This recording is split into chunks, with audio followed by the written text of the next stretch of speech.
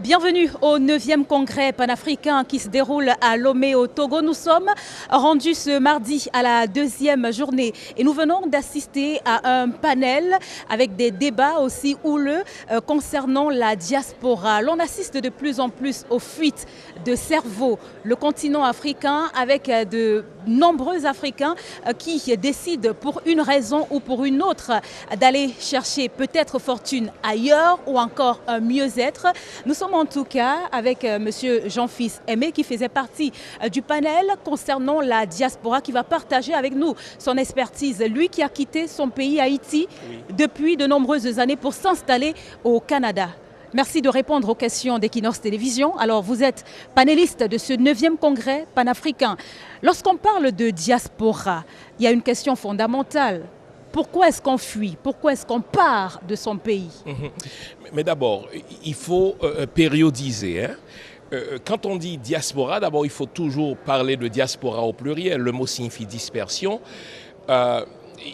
Selon la période considérée, on part pour des raisons différentes. J'ai fait une typologie des diasporas haïtiennes. J'ai parlé de diaspora imposée par les Américains. J'ai parlé de diaspora professionnelle, où c'était des diasporas politiques d'abord, qui fuyaient la dictature de Duvalier pour s'installer entre autres en Afrique.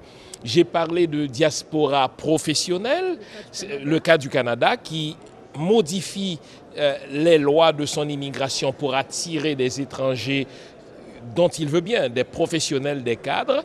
Et il y a aussi une diaspora humanitaire. Dans l'Afrique d'aujourd'hui, parlons de l'Afrique, on fuit parce qu'on n'a pas d'opportunités économiques. Nos dirigeants ne nous offrent pas d'opportunités économiques et on voit cette jeunesse vive, cette jeunesse intelligente, cette jeunesse dynamique qui cherche à fuir l'Afrique, qui est le continent le plus riche, n'est-ce pas?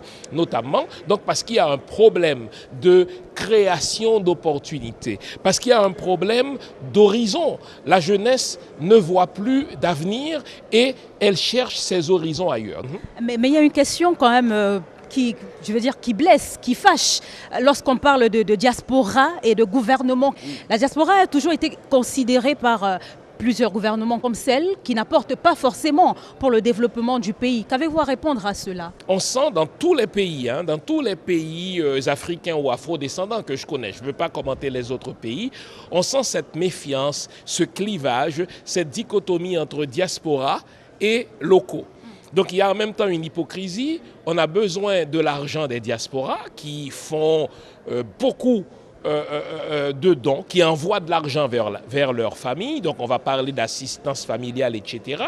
Mais cet argent-là, on en a besoin parce que grâce à cet argent-là, il y a, qu'on le veuille ou non, moins de pression sur les dirigeants en termes de filets sociaux qui devraient être offerts à la population. Mais en même temps, on considère les diasporas comme une espèce de vache à lait. On a besoin de notre argent, on a besoin donc de nos euros, de nos dollars américains, mais en même temps, on ne nous reconnaît pas des droits de citoyens. Si bien que les dirigeants vont identifier des cases dans lesquelles on va nous placer, comme au temps de l'esclavage, n'est-ce pas, l'idée de la case de l'oncle Sam. Mais quand les diasporas veulent se considérer comme des citoyens et des citoyennes à part entière, alors on assiste à une espèce de levée de bouclier, non seulement de la part des locaux, mais aussi des dirigeants qui instrumentalisent la chose pour garder les diasporas toujours à l'extérieur. Donc, ce que je recommande, et c'était l'une des suggestion de mon intervention, c'est une intégration.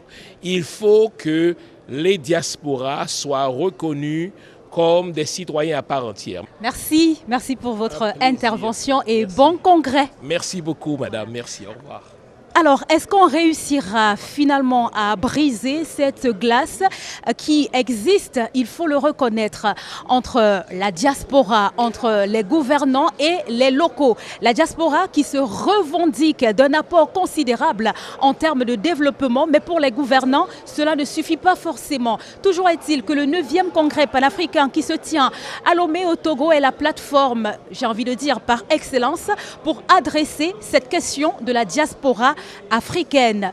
Depuis le palais des congrès de Lomé, envoyés spéciaux pour Equinox Télévision, nous sommes Carlos Minoué et Gladys Sidje Bambadjian.